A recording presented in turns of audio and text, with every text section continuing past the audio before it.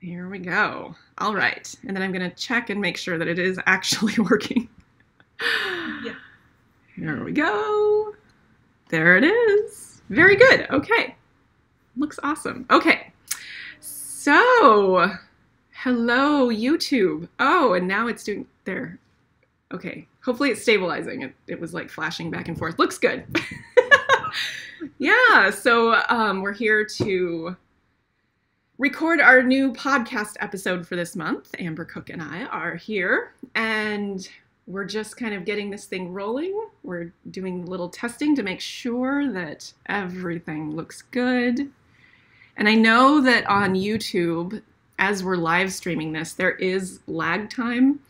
So if that bugs you, you can also kind of hang out till later today and pick up the podcast episode, which is all fancied up and things like that. So, but we like to record it live on YouTube so that anybody who is watching can chat with us and ask us questions. We loved it last time when that happened, when we got so many good questions.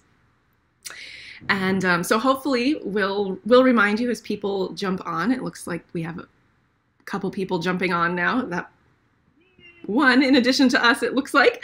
And then we'll just kind of keep an eye on the chat as we go. So if anybody has questions, thoughts, things like that, we can address that as we go. Cool. Okay, so let's start the actual podcasty bit of it.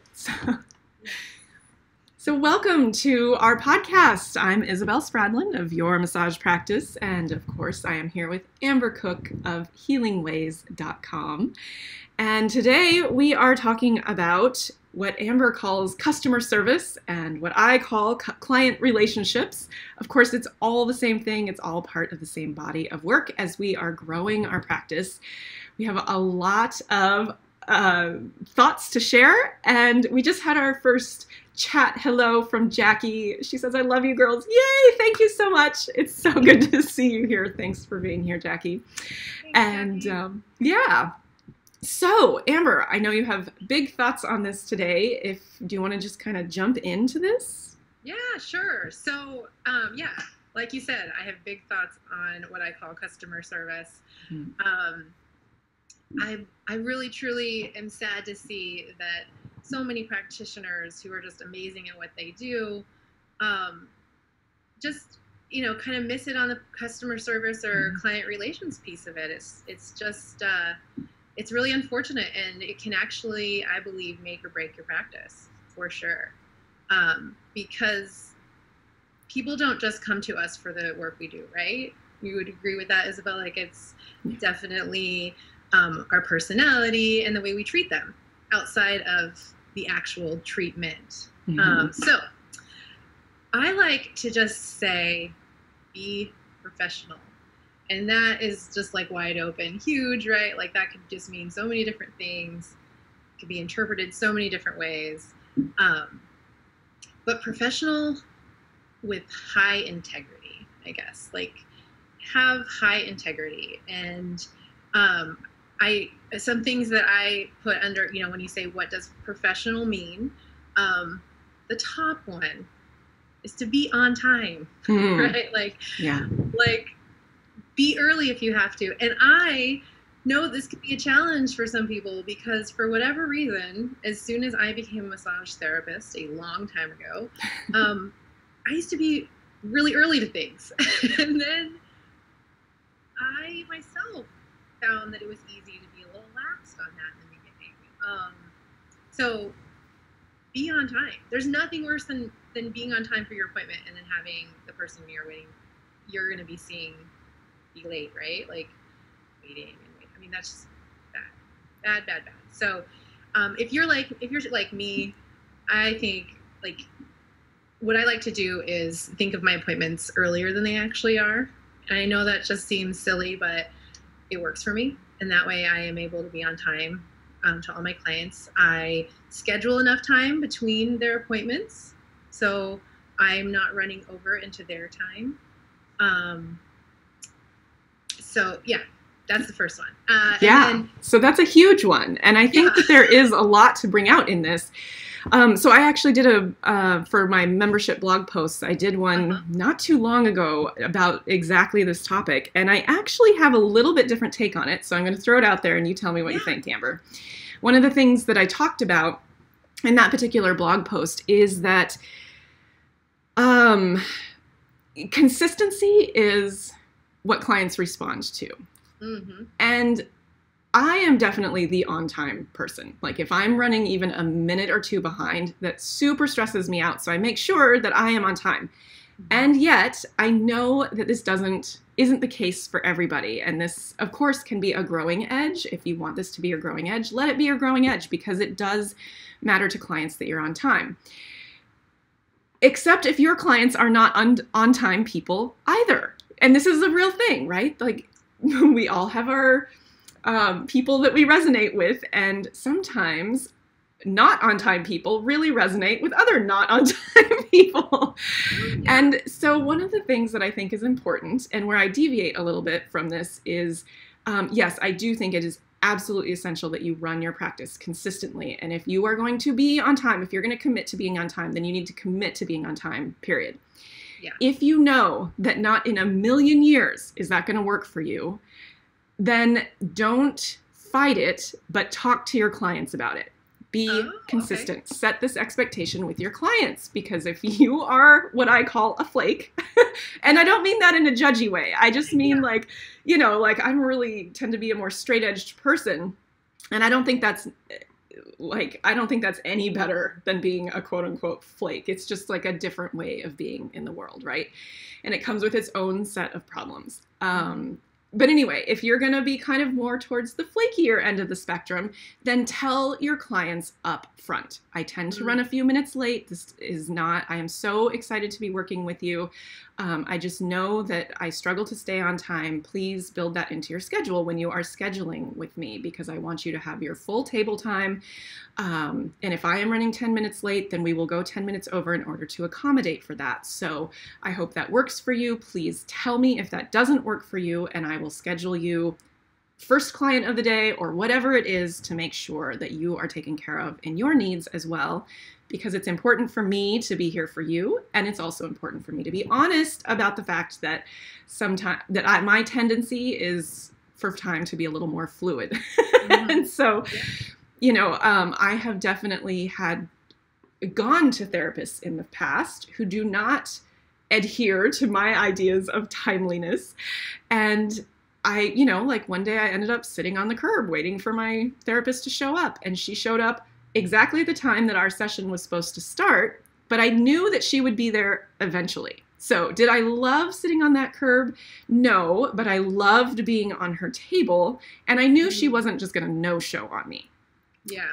And so I think, you know, even just conversing with your clients and being like, I am committed to being here. I will be here. So if I'm running 10 minutes late, just know that I'm on my way, or things like that, you know? So, so I feel like so often we ask our students to adhere to our versions of how business should go. And by and large, I do think it's a good thing to be on time, if at all possible, right? But if you just know that's not you, then you know what? Own it and communicate with your clients. So this is where, like, I start to talk about things in terms of client relationships, because it's just like any relationship. There can be things that would normally create tension, but if you are communicating about those things openly, honestly, and being consistent, even if it means being a consistent flake, then that is going to preserve the client relationship. What do you think? Yeah. No, I like that. I would be interested if anybody that's listening to this and listens to it later, if they want to put in the comments, yes, your thoughts on that as a client or patient and as the therapist. Just curious to see whose style resonates with who out there on both ends. Because me personally, because I tend to be like you, Isabel, in my practice. I personally don't usually stick with somebody, no matter how good they are, if they're consistently late. Because I feel like that is, even if they've communicated it with me, I still just I don't know. And if they tell me right from the beginning, I might not stick with them. And maybe that's, you know, and that's probably a good thing. They've weeded me out. I'm not somebody that they want to work with. Well, and I think that's what that points to. I mean, I think, you know, like we all have our preferences. And this is one of the things, this is why we do so much work identifying who is it that we're really talking to? Who is it that we really want in our practice? Who is it that we're really marketing to?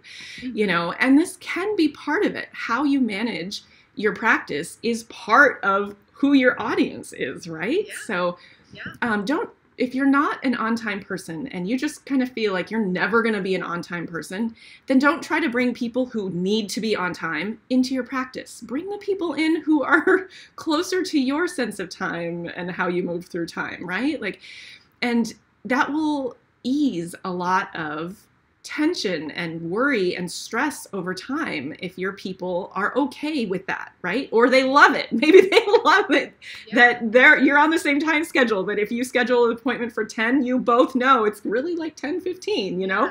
Like that could be really relaxing to other people who are in the same kind of relationship with timeliness or being on time that you are. So I think that's a good point, Amber. I do want to follow up with that. That's is just a follow up to that is, if you're going to have that relationship with your client, it does have to, like you said, go back to it consistent, right? So like, for instance, I saw a provider, I've seen a couple actually, that practice different modalities that were always late. I was always waiting and show up and wait. So you know, there was a lack of communication, obviously. So I just started as the patient being more lax about getting there on time, because it was like every time I'm there I have to wait 10 to 30 minutes. Oh wow. Yeah. And so they may not, I guess they don't really care about being on time, so I'm just gonna do the same thing. Sure. And they didn't like that. Oh, see, now that is so it has to work both ways, right? And that goes back to client relations and the communication piece of it. And the consistency. Right. So you can't. So if you are going to communicate that to your clients and say that, you know, the starting time is fluid, you got to give them that freedom as well. Right. It has to be both sides of the thing, and you can't give them attitude if you happen to be on time one day and they show up late, because you've already set this expectation. So this is, I think, one of the biggest parts about client relationships or customer service is that you're in the same relationship with the same expectations, with the same boundaries. And you could say that being late is a lack of a boundary, but if you're communicating it consistently, then that is in and of itself a boundary. It's just not how we're used to thinking about boundaries, right? Yeah. So you need, but yes, I agree. You can't, like, if you are going to bring this up with your clients and just be like, hey, look, I tend to run a little bit late. You are setting an expectation for your clients that they don't necessarily need to be on time. So if they're not on time, then you've already built it in. You don't get to be pissy if they show up late, right? And which all comes back to, I do think it's better to strive to be on time and put enough space between clients that if you choose not just like habitually forget that you only have an hour with this client and then you go 90 minutes, but if you choose to set your appointments for a certain amount of time, it is just so much easier to abide by these things, have enough buffer in between each client, and make sure that you can consistently serve your clients in this way, because clients will really stick with a lot within a container. But if the container or the boundary is always moving, that's not consistency. That's chaos, and nobody really thrives in that, right? So it's an interesting topic, I think. Yeah, no, I love your take on it, Isabel. That's really helpful. Definitely. Yeah. I have actually never looked at it that way. Oh. It's been so in the box about it. There you are, always looking at all the different sides. I love it. Yeah, okay, so I am gonna not be so harsh and that next time. But yeah, so something that's hopefully a little bit easier that I wanted to touch on next and like, what does the whole being professional mean?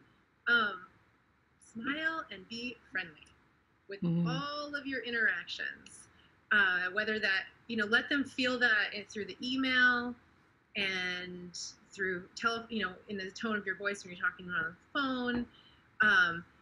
And I know this is not like something that comes naturally to a lot of people. But there are all kinds of trainings and classes and things to help you get over being socially awkward, which there's a lot of people that are, and that's totally okay. It's not like a negative thing, honestly. It's just, sometimes I feel socially awkward, so it's just the way it is sometimes. And that's kind of because I'm an introvert. And then just communication. We're not all like blessed with stellar communication skills. That's Most of us aren't. And something that is learned, and it might not be something you've learned through your life so far, but again, there are all kinds of things you can do to fix that. So just like you can take classes and training for business and different modality skills, those things are all available to help you be a better communicator and to get over that social awkwardness and have better customer service. It's something that you would be taught to do if you were in a customer service job. Super important, the communication piece of it. You have anything on that one, Isabel? Yeah, I agree completely. I'll just say that. I 100% agree.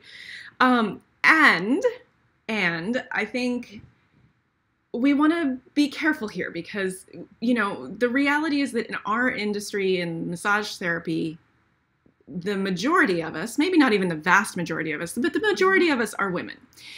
And I always am triggered on the idea of smile and be nice because we're taught that to our detriment, right? Not always to our detriment, but it goes too far sometimes. And so when we're running a business, I think yes, the bottom line is if you want to connect with people, if you want them to feel at ease with you in your room and feel like they can kind of relax into your chair or wherever you do intake, like when they first come in, them seeing a smile, a kind handshake, a welcome. I'm so glad to have you here. This is something I say to every new client when a client comes back, even if, especially in the early weeks of them returning, I'll always say, welcome back. I'm so glad you're here. And I do, over the long term, it shortens, it's like any relationship. Like you start out really formal and then it gets a little less formal. And then pretty soon you're like, hey, how's it going? And so there's a progression there.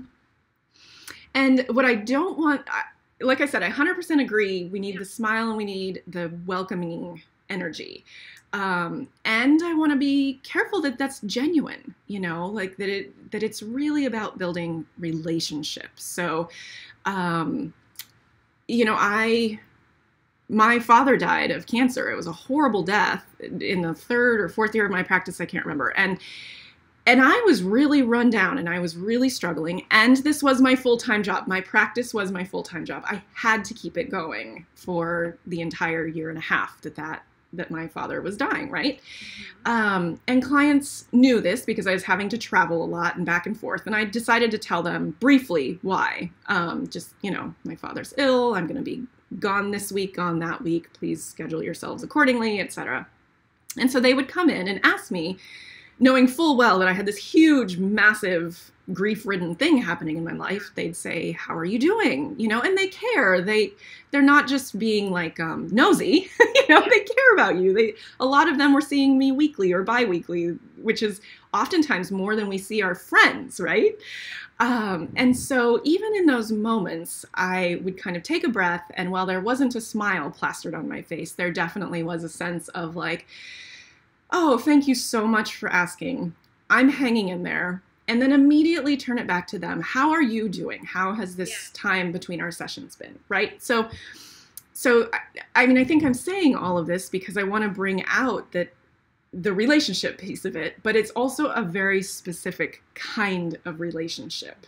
And it's not like, yes, like you said, Amber, this would be something that you learn in sales training, right? But when we're in session with our clients, we're also not selling. This is not a sales interaction. This is I am here for you as a practitioner. We have this whole big, like, relationship happening here, even if you've only seen this person a couple of times. And so I feel like this is much more complex than just a smile and be nice, which is real. We need that. And I know you know this too, Amber. I'm just trying to like bring out the in-betweens of this, right? And I think we want to honor that. I think we want to honor when we don't have a smile ready. And yet we can still be kind, and we can still be there understanding that we are there for our clients, not the other way around, right? So yes, thank you for that. Yeah. So often it can turn we let it morph too much into being taken care of by our clients, and I am very, very wary of that. You know, like, man, life happens and it's hard, and when you're running a business, it's happening, and it's really hard. But this is what boundaries are for, right? And this is where we remember that the client relationship is not a friend relationship. It's, you know, and it's hard if you're a person who sees friends in your practice, then that's even more complex. And over time, like you said before, I say this all the time. Most of my clients I see more often than my close friends. Right. Definitely, and it's an intimate relationship that we do create with these people. I mean, they are being so vulnerable with us in every sense of the word, and yeah, we're in a very unique position with them. So, you know, we have to definitely honor their time for being there, their space, how they're feeling. I do believe when no matter what's going on in my personal life, if somebody comes in, no matter what, I put their needs first. Yes. And that's, you know, like, always. Yeah, that's our job. What? I said that's our job. Yeah. And I totally agree with you as well, Isabel. And mostly what I'm talking about, like being smiling and being polite and being friendly. That's like, well, you're supposed to always, you know, give them your best self. And it's not necessarily like a sales context. It's just in a making them feel comfortable. You know, I used to actually, before I was a massage therapist, my career was in hospitality. So that was it. Always making someone feel taken care of, and comfortable, and like you said, safe, and kind of no matter what was going on in your life. But like you said, because of the type of the one-on-one intimate interaction we have with our clients, I do believe it's important to let them know when big things are going on, and that you may not totally 100% be in that mood. But I also believe that we can, hopefully we've learned over time how to get those tools to still be able to do our job and still show up for them no matter what's going on. So you may not, when your dad was dying, you weren't like, yeah. Right. And there were definitely times, I am sure, that you were like, I do not want to be at work. Right. In fact, I know that for 100% positive fact, because my mother and my stepmother died 6 weeks apart in the midst of my practice.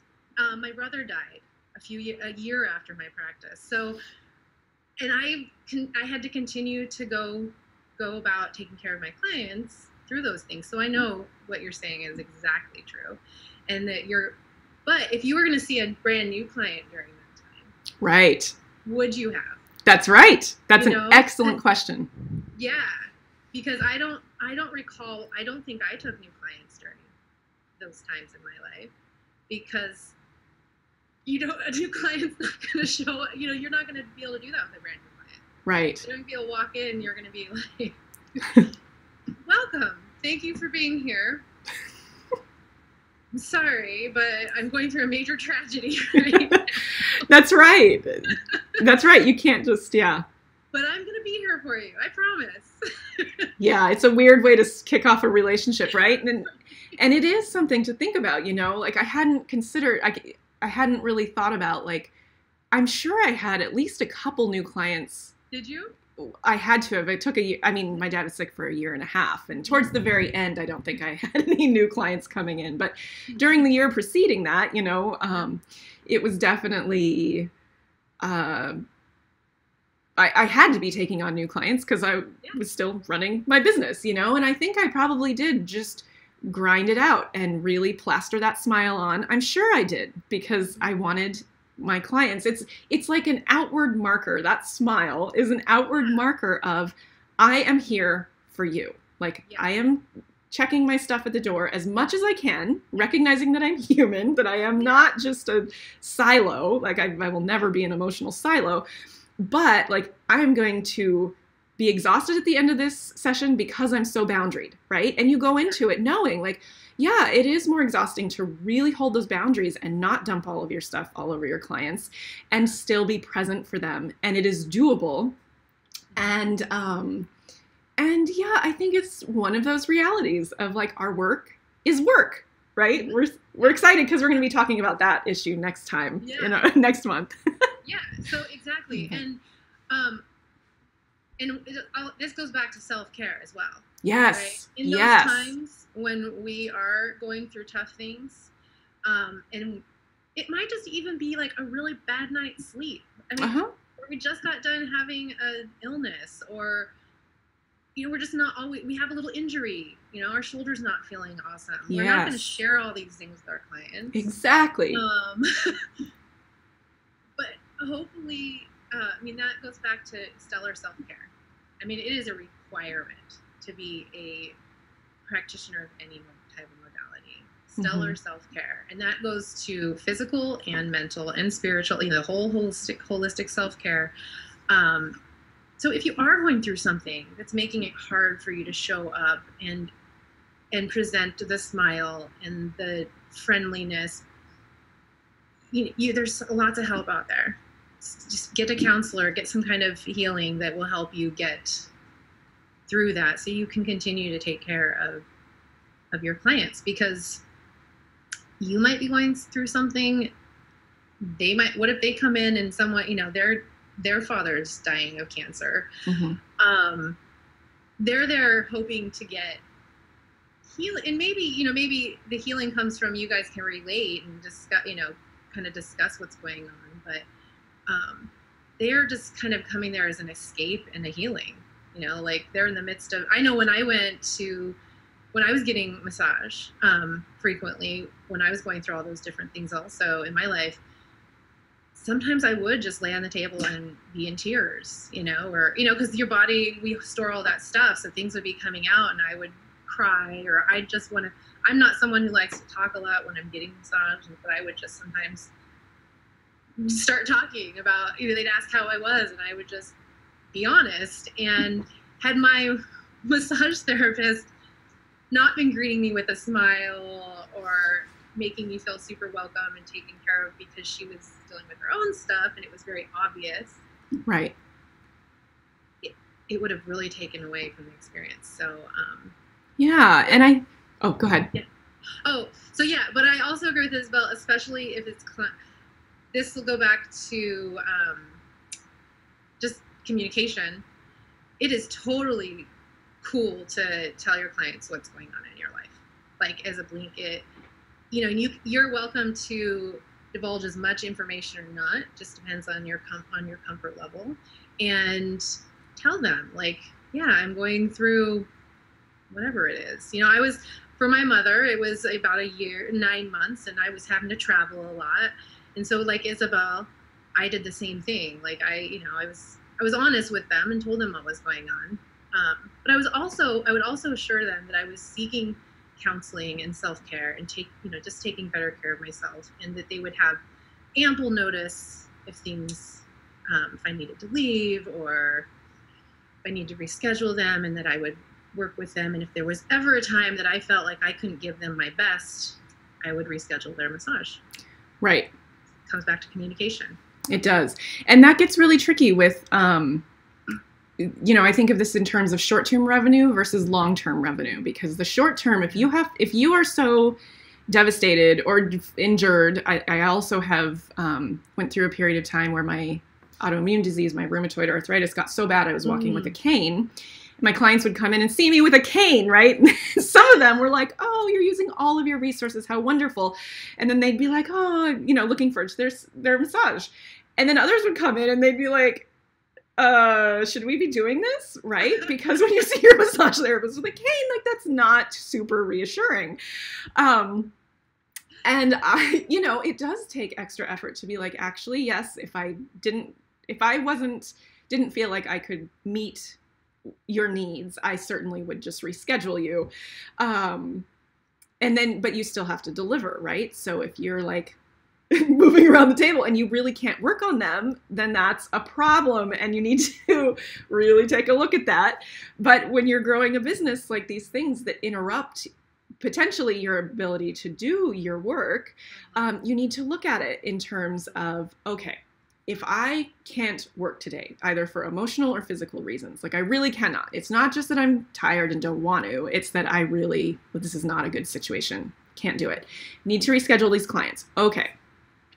How do I communicate with clients within the relationship that I have created for this client? Like we're in charge of creating this relationship and holding the boundaries. The clients are not in charge of that. Yeah. We are in charge of that. So within this boundary of this relationship, how do I talk to them about this so that even though I'm losing the short-term income and the short-term having them on my table, how do I make sure that I communicate this in a way that it doesn't impact the long term of my business, so that I'm not just losing them to somebody else because I just no-showed on them because I couldn't be bothered to call, or, I kind of knew yesterday that this might be an issue and I didn't call because I wanted to see how it was going. So, like thinking ahead and sending an email and being like, hey, John, I just wanted to let you know there is a chance I will not be able to make our session tomorrow. As of right now, I'm planning on being there, but I just wanted to let you know I might have to cancel at the last minute. Here's how this will go if I have to cancel. And then you prep them, you communicate, right? So this is, again, all about communication, so that you don't call them the next morning and just out of the blue be like, hey, I can't make our session, no notice, right? You wouldn't want that from them, and they certainly don't want that from you. And so even if, in these times where you're really struggling to figure out what to do, communicate. Like communication solves so much. And you can do that very professionally, I think. Yes, definitely. Yeah. Again, just communication. In fact, so as Isabel knows, I just welcomed a granddaughter into the world. Yay! And I had to cancel all of my clients yesterday. Why? Because I had been up for 2 nights waiting for this baby to arrive. And I know those clients that I had yesterday very well. They've all been with me for a really long time. So in that instance, I didn't let them know the day before because I didn't really know what was going on. Things were up in the air.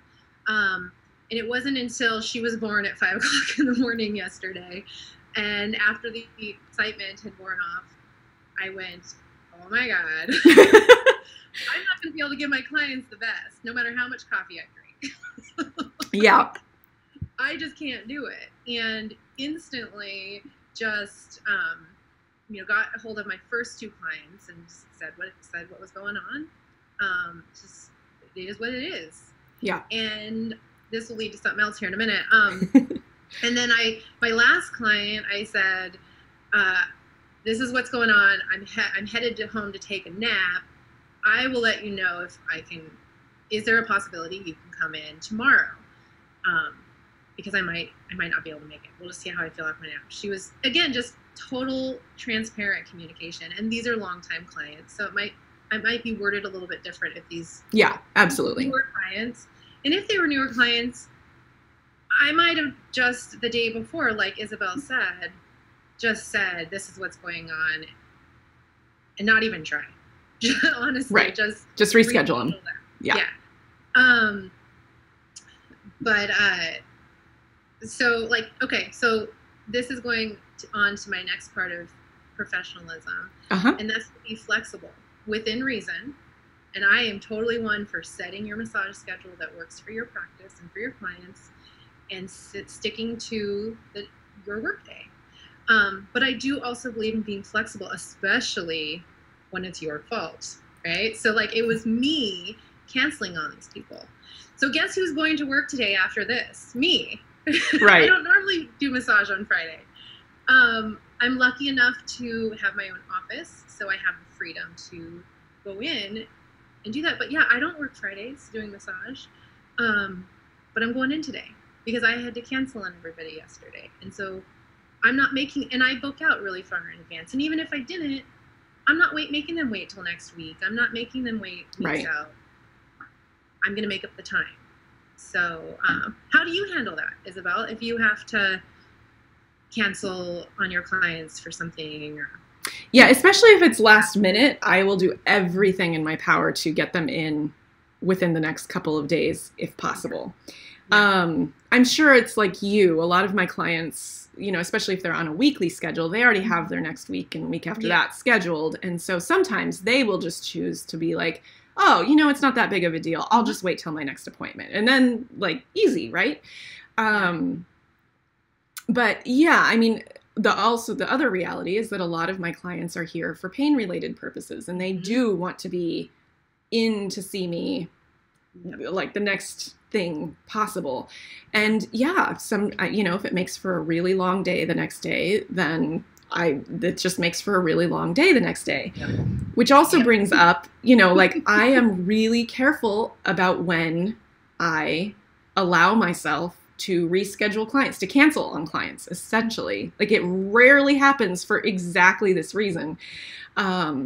Is because I set my schedule, and like Amber, you know, like far in advance, I kind of know like what my schedule is, and I stick to it so that I don't get worn down. Because trying to work with clients when you're really worn down is miserable. It is miserable, and I cannot do my best work in that way.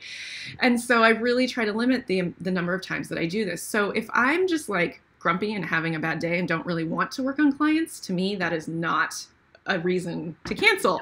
And I also know that as soon as I do start working with clients, my mood always improves, and I always like snap into like, oh, this is so nice to have something to focus on instead of just my angst or whatever it is, you know, like even when I was going through really hard times, like it was so healing to me. It was actually, I think, part of my healing to be required to focus on helping somebody else in these hour batches, right? Like an hour at a time. And because I could do that, my pea brain could handle an hour at a time. And it was really healing. And having those boundaries and having a full practice was actually incredibly helpful to me, because it kept me from just, like there were days, of course, where I just dissolved into a puddle, but on days that didn't necessarily need to happen, it was so nice to have this work to take me out, like to create a boundary, right? And so it was healing for me as well to actually make myself work and focus on helping somebody else. And I think it's a beautiful thing that we have available to us when we are helping other people with their health. Yeah, totally. And it's a part of professionalism, again, I think, to really pick and choose the times. Like this was a huge day yesterday for you. Yay! With your new baby and your family, and so exciting. Like, yeah, that's a time that, you know, but you save it for those times. You save it for then. Yes, exactly. Yes. Amen to that. Because for real, like if we all just went to work when we felt like it, I mean, come on. I love what I do. But there's a lot of things I love to do too. Exactly. And if I just woke up and went, I'd rather be doing that. I'm not really feeling like super energized. Yeah, that is not the way to grow a practice. You will not be able to. Right. It will languish. I guarantee your practice will not grow if you run it like that. Yeah, if you only work when you really want to work, like you'll languish forever. And then that's when you kind of like, or if every time you get tired, you start canceling clients. Like, I mean, if you have real health reasons that require that, then of course abide by that. But if you don't have sincere health reasons that like it's uncomfortable to be tired, absolutely. And it's uncomfortable to start a session tired. Yes. But like I said, if you're really engaged in that session, for the vast majority of us, it wakes you up. It brings your energy into the work, right? And I always feel better. Like after a long day of clients, I like I'll have energy until that very last client is gone, and then I'm like wilty like a flower, you know. and then you do your self-care stuff to help build that back up again. But yeah, I think there's a real, I don't use this word a lot because I think it's really misunderstood, but there is an element of discipline here, that you have to discipline yourself to not expect every session to feel like the best thing that you've ever felt in your entire life. Like, that will come along, but if this is your work day after day, it's like anything else you do day after day. Like, you love your kids, you love your partner, you love your family, but do you like do you always feel like, yes, this is the best thing I've ever done every moment when you're with your kids, or every moment you're with your partner or with your family? No, like with everything we do that we love, there are times when we're like, I'm just going to grind this out. And yeah, that's okay. That's not a bad thing. Like, it builds our ability to be with clients more and more, with more presence and with more focus. And there's uncomfortableness there because it's growth, right? It's growth. Yeah. So. And it's a commitment. Yes. I mean, you were just, referencing your partner, your children, your health even. I mean, yes. Seriously, even if you love exercising, I would venture to say that there are times when you feel like you don't want to exercise. Mm-hmm. There are going to be days you just don't feel like it. But you're making a commitment, and your practice is a commitment. You're making that commitment to yourself as the business owner of this practice, and to those clients that are paying you to take care of them. So exactly, it's a commitment, yeah. And you can't just, just like having a partner and to your children, you've made a commitment to these people, and you're not always gonna feel like being the best of, yeah. So exactly, Isabel. Yeah, and then you just have to, and then you just have to watch for those times. I mean, one of the things that helps, I never even consider canceling clients because I'm tired anymore. Like, it just would never cross my mind. But I remember in the beginning when I was like, oh, do I really want to do this? But the more that you do it and engage with it, I just think there's real beauty there. And I have learned so much about myself and so much about my ability to help other people. And so, sometimes I'll call it a grind because it feels like a grind to get yourself there. But then once you're there, you can learn so much. And so, it's complex. There's a lot in this. Like, I don't think when we started this episode today, we thought we'd be here. Right? No. But is the beauty of Alive. Yes, exactly. And it's the beauty of growing a practice is that you learn on so many different levels and in so many different areas of yourself. And I think that this is really important. So, we're talking about customer service or client relationships and building these relationships. And all of this is such a huge part of it. So I just want to say real quick, I hope this is helping you understand that yes, this is, it's complex, and we try to put it in rules that we make for ourselves that are so easily said, like show up on time, be professional, smile, greet your clients with warmth, we can make all these little rules for this, but I love that we actually kind of got deeper into why these rules exist, right? They exist for real reasons as a practitioner, and for the growth of your practice, and for the betterment of your relationship with your clients, and ultimately for their health, right? For your clients' health. Yep. Yeah, and it is all about them. I mean, it really is. Yeah. And like Isabel said, I don't ever cancel on anybody just because I'm tired, ever. And in the beginning, it was tempting, but I still never did it. One thing that always helps me is I really try to really, really realize and believe that it is a gift to me that I get to work on these people. Yes. It is a gift that they trust me with their health, and I need to show up, and I need to be the best me, and it doesn't really matter if I'm tired. There is an amount of discipline that we need to learn to be at any business. Yeah. To have any kind of business. In fact, I want to just touch on a few things. You and I had talked about some because we have to wrap this up really soon, but. A couple things that we did during massages that might sound just ridiculous, especially people that aren't massage therapists. Bring it. But even maybe to other massage therapists. Like, Isabel, what are some like wacky things that you've done that you can think of during a massage session to have that discipline? Can you think of anything? I'm not sure I understand the question. Like, I've heard of massage therapists like sticking Kleenex up their nose because they have a runny nose that day. You've heard of massage therapists? Me specifically. What? Yes, exactly. Yeah. So, if I'm symptomatic of allergies, like not a cold, because I never want to get clients sick. Like that's one of my big boundaries. I hate it when clients show up sick. I hate it because it just messes everything up for me if I get sick. So I make sure to tell them, and I'll always say, like, I might be on the verge of a cold. We can totally reschedule your session until I either know for sure that I am or am not sick, or I'm over the cold, right? So, but in the spring, I always get allergies, and I can definitely tell the difference between a runny nose from allergies and a runny nose from being actively sick. Yeah. And with allergies, like, I'm going to show up because it's not contagious. And I also know that I've got to control the snot. So what do? You say, we're starting face down today. Shove the Kleenexes up your nose and go to town, right? Like. And I actually don't know if I have personally ever done that yet. Maybe I have, and I can't remember. But I do feel that I've heard a lot of massage therapists. I wasn't sure if you were one, but if you said that's not. But yeah, so there's that. There is, like, I know that even halfway in the middle of massage, we have all felt like our bladder is going to explode. I'm sure, right? I'm not the only one. And I was pregnant as a massage therapist. Oh, that's right. That's right.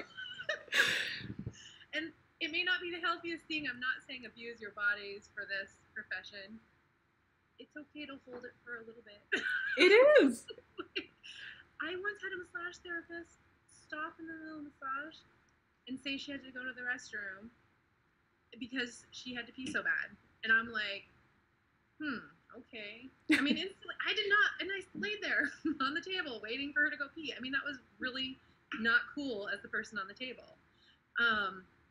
And if she had like a health condition or something like that made that so she couldn't hold it, I'm not saying wear Depends. She should have communicated, right? Like, I have this going on. There's a chance I might have to leave during this massage. That wouldn't have been as awkward and weird. So, I mean, it's okay to have to hold your bladder for a little bit. Sure. And if you run out of water in the middle of massage, well, you should have prepared. Don't leave the room to go get yourself more water. You're going to be a little dry-mouthed. I know it's not the best health-wise, but there's things we have to do. Okay, so I was telling Isabel, the thing that I do often is if I have to sneeze. Like, I'm just very sensitive to environmental stuff. And so sneezing happens pretty easy with me. And I know how to stop a sneeze. I learned how to stop a sneeze from an acupuncturist, and I was going to show her real quick. I was going to show all of you. Oh, yeah, show us. So an acupuncturist told me that her technique to stop her sneeze was to either, if she had a free hand, to press right here. Okay. Third eye is what it's called if you believe in chakras, which I do, totally. So right here between your eyebrows, if you press and hold and you feel like you're going to have a sneeze, and it might help to look up, it can stop the sneeze. Interesting. So because I just like to take it to an extreme level, I have practiced being able to just concentrate on my third eye while looking up, and it stops the sneeze. Ooh, I'm going to try that. I have never sneezed on a client. And, it's not the funnest to hold a sneeze in. It feels good to let it out. But that's a time when it's like, it doesn't really matter. It's not about me letting my sneeze out. Right. I don't want to sneeze all over my client. So, yeah, easy technique. And normally we don't have a free hand. I tried that, and I was like, well, wait a minute. That's not going to work because I need to be using this hand. Right. And there's oil on this hand. I don't want to touch my face. Right. So you can kind of start practicing when next time you need to sneeze, focus on that point. Oh, a cool little tidbit. That's very interesting. And then also before before I'll add my last thing. Yeah. In all of this, act as if you have a boss. Now, you can create that boss because you are your boss, but act as if you have a boss. Act as if you have a boss that you are being accountable to. And then hold yourself to that standard that you have set because you are your boss, but hold yourself to that. And that goes back to consistency. Yeah. As well said. So any last words for Isabel that you'd like to end this with? No, I love that you brought up consistency at the end there, because I think, I mean, it's just like with raising kids, like adults love to know boundaries too. Like we all are human little pea brains. I always call them pea brains. Our little pea brains love consistency. They love boundaries. They love knowing where they're at. That creates a real sense of safety and containment. And the more that you can provide, that's why things that we think of as like boring, like policies in our practice, real policies that we actually stick to. Is it sometimes uncomfortable to stick to policies? Yes, and are there occasionally, very, very occasionally, I'm talking like once every couple of years occasionally, times to break your policies for random reasons? Potentially, yes. But by and large, policies are your boundaries. They're your business boundaries with your clients. They're your business boundaries with yourself. And if you learn to operate within your own business boundaries and respect those boundaries and be consistent with those boundaries, it makes your life as a business owner so much easier. And it makes it so much easier to consistently hold these boundaries with your clients, policies and things like that.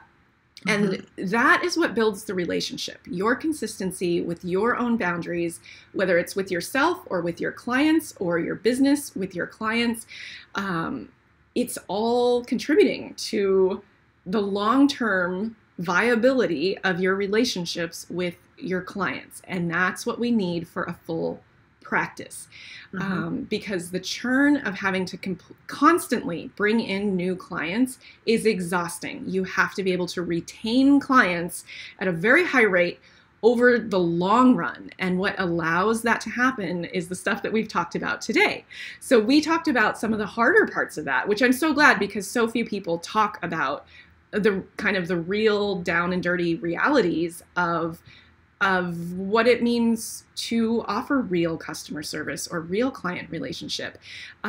This doesn't get talked about a lot because it's difficult, right? It's not particularly sexy. It's not like, it's probably not that inspiring, honestly, to listen to us talk about that and be like, yeah, that's what I want to do, right? Like, I don't think anybody's ending this episode being like, wow, that made me feel so great. But we're not here to make you feel great all the time. We're here to tell you like what it's really like, and there's community in that, because without knowing that, yeah, it is kind of hard sometimes, like hopefully not every day of every week of your practice. Like that's not the idea. The idea is that the easy times set you up. If you're using the easy times to build these boundaries, to build these relationships, not just with your clients, but with yourself, with your business, if you're using the easy times to really work on that and think about it and take us seriously when we say there will be hard times, all of that work that you do in the easy times will just naturally translate into keeping going when the hard times hit. So for Amber and I, it was really about like family death, and that sucks, but it's real.